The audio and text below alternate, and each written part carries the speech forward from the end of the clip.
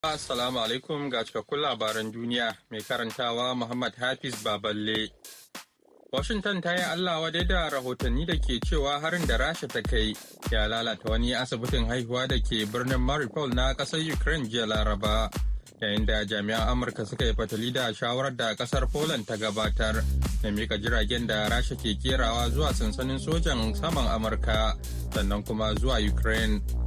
Sakataren yada labaran ma'aikatar tsaron Amurka ta Pentagon John Kirby ya ce kasashe masu cin gashin kansu za su iya yankewa kansu shawara abin da suke sanyi, amma wannan ra'ayin shawarar mika waɗannan jiragen sama zuwa hannunmu don turawa zuwa Ukraine wannan wani abu ne da ba za mu soma yanzu ba. Wani bincike da hukumar leƙen asirin Amurka ta yi ya ce za a ɗauki irin wannan aika-aika a matsayin babban haɗari, in ji Kirby. Kuma ana iya kallon shi a matsayin wani abu da shugaban Rasha Vladimir Putin ya yi, wanda ya kaddamar da mamayan makwabciyarta a Ukraine makonni 2 da suka wuce.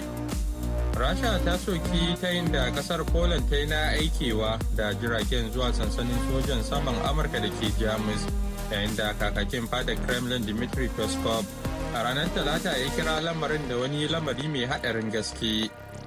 A fadar White House, sakataren yada labarai Jen Psaki ta faɗa jiya Laraba cewa na ganin a bayyane ke karara baya buƙatar kwararre a fannin soji don fahimtar dalilin da ya sa tashin jirage daga sansanin sojan Amurka zuwa wani yanki na ƙasar da ake fama da yaƙi baya cikin muradunmu kuma baya cikin muradun ƙungiyar NATO.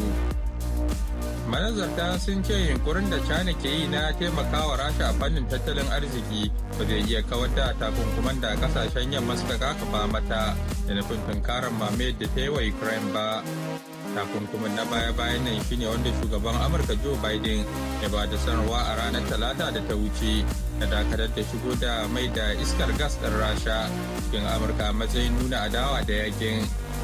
Kakakin ofishin jakadancin China da ke Washington Liu Fabian ya rubuta biyoyi a cikin wani sakon imel cewa takunkumin ba shine hanya mai muhimmanci da inganci don magance matsalolin ba.